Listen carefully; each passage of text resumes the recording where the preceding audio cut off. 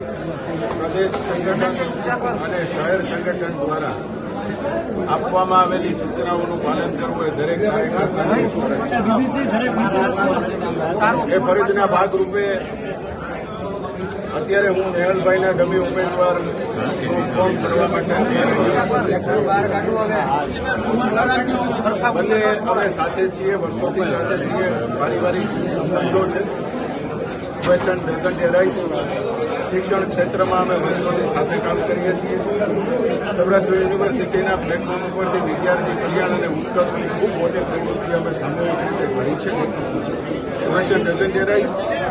પરંતુ ક્યાંક ને ક્યાંક પ્રદેશ સંગઠન અને શહેર સંગઠનની સૂચનાનું પાલન એક સંનિષ્ઠ કાર્યકર્તા તરીકે કરવાની એક ફરજ હોય છે. પાર્ટીની એક આચારસંહિતાઓ છે.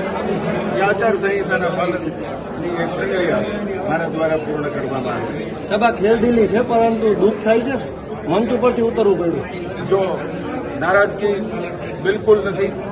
દુઃખ થાય એ સ્વાભાવિક છે. મારી જગ્યાએ નેહલભાઈની જગ્યાએ હું હોઉં તો પણ શું પરિસ્થિતિ થાય, એટલે દુઃખ થાય એ બહુ સ્વાભાવિક છે.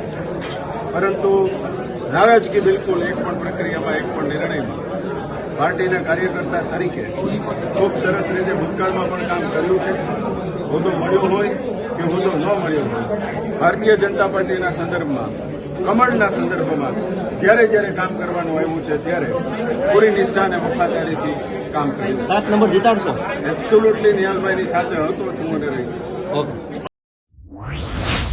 News updates